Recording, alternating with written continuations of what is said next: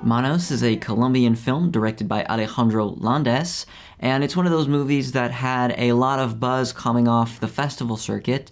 It tells the story, essentially, of teen/child soldiers in the Colombian wilderness. It's a pretty simple premise and setup, but the way the film is structured is far more abstract than the simple elevator pitch. I would compare it in its approach to something like Under the Skin, to where you don't get a whole lot of exposition, but you can really infer details and story elements from the characters and from the way the characters act. And that's not an innocent comparison that I'm making. Mika Levi was the composer on both films, and I really feel like Landes purposefully went out in search of Mika Levi for his film in order to evoke that same feel. Unfortunately, though, I feel the film is a complete misfire. I certainly see what Landes is trying to do, and in that sense, I certainly have some sympathy for the movie. He's trying to tackle themes like alienation, like loss of culture and identity, like war and violence as a descent into madness. The film pulls a lot from elements of Apocalypse Now, Aguirre the Wrath of God, as well as from Lord of the Flies. But there's a risk when you're pulling from such high-profile, illustrious references, and that's that you're inviting comparison, and I don't think that this compares favorably at all. Both Apocalypse Now and Aguirre the Wrath of God are excessive films made about excessive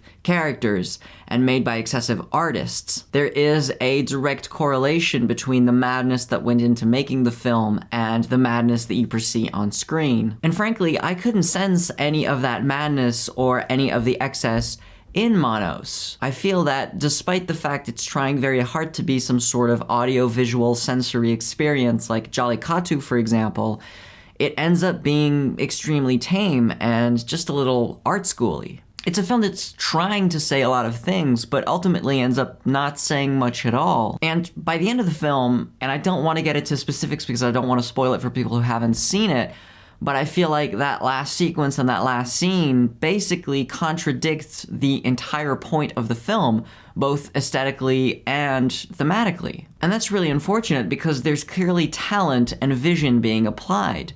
The film is just striking and beautiful visually. The amount of care, effort, and detail that went into the sound mixing is incredible, and I could really sense that it was there, but it was all in service of nothing, and in service of a whole that was ultimately something from which I was extremely detached, and that ended up being very dull. So as always, thanks very much for watching the video. Please be sure to hit the like button if you like the review, subscribe if you're new, and until next time, see ya.